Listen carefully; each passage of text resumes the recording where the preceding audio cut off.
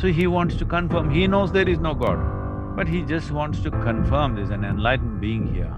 So he came in the evening and asked the same question, is there God? Gautama looked at the man.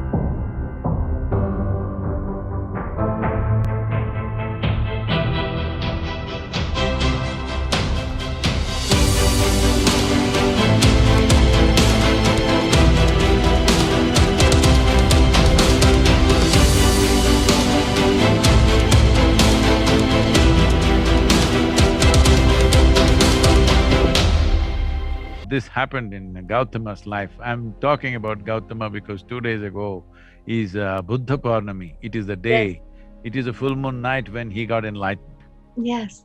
So it happened one day, early morning, one man came into his congregation and this is a man who is a great devotee, well-known devotee.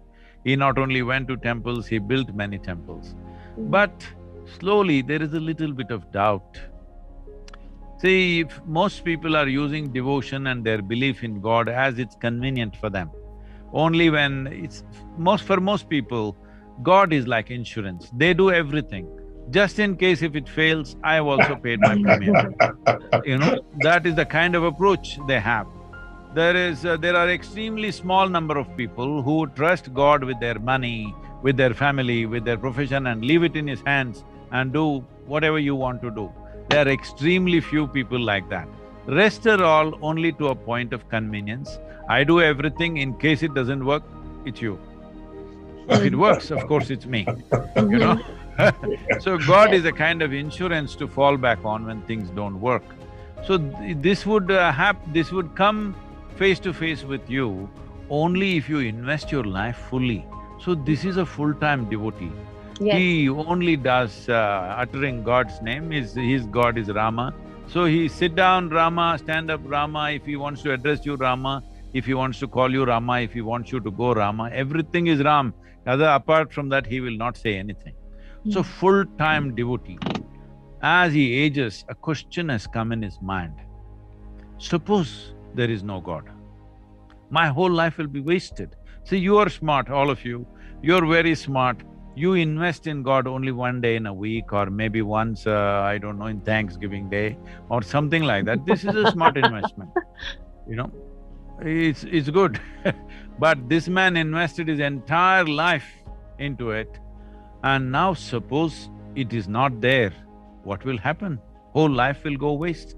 And there's a whole lot of people who are saying there is no God and this and that. They are not suffering, they are also seem to be having a good time, actually better time than me, so little doubt.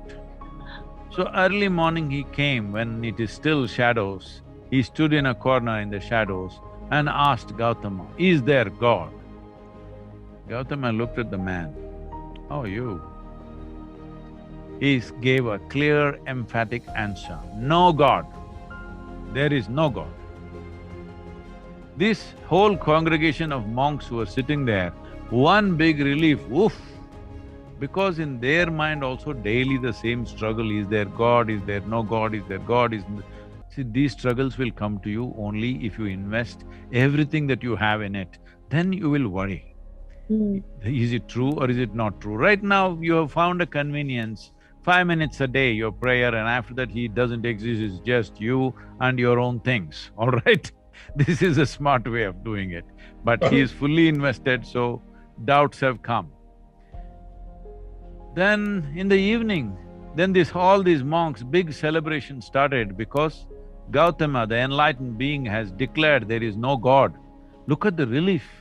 Nobody sitting up there, keeping accounts of what you're doing, waiting to burn you in heaven, or waiting to burn you in hell and give your enemies some rewards in heaven, all these complications. Nobody. Your life is entirely yours. Look at the freedom of that.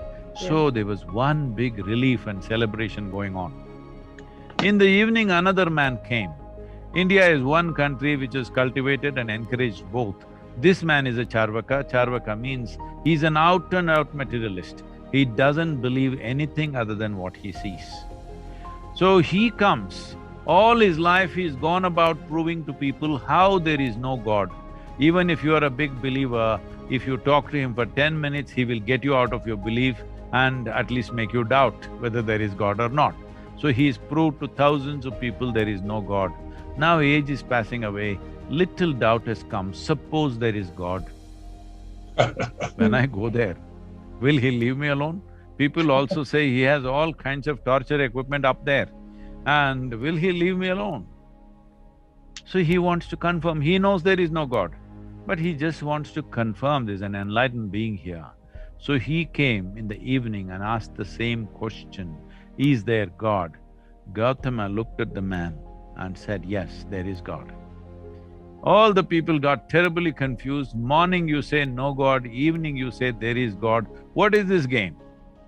The game is just this, whether you say there is God or whether you say there is no God, both are concoctions of your mind. Yes. The fact of the matter is, you do not even know a minuscule part of the creation. How the hell do you know what is the source of creation, where it is, how it is, its characteristics, and how many children they have and whatever? Okay, in India we have a whole lot of information about God that you can't think of here. So, how did you get all this when you do not even know a thing about yourself?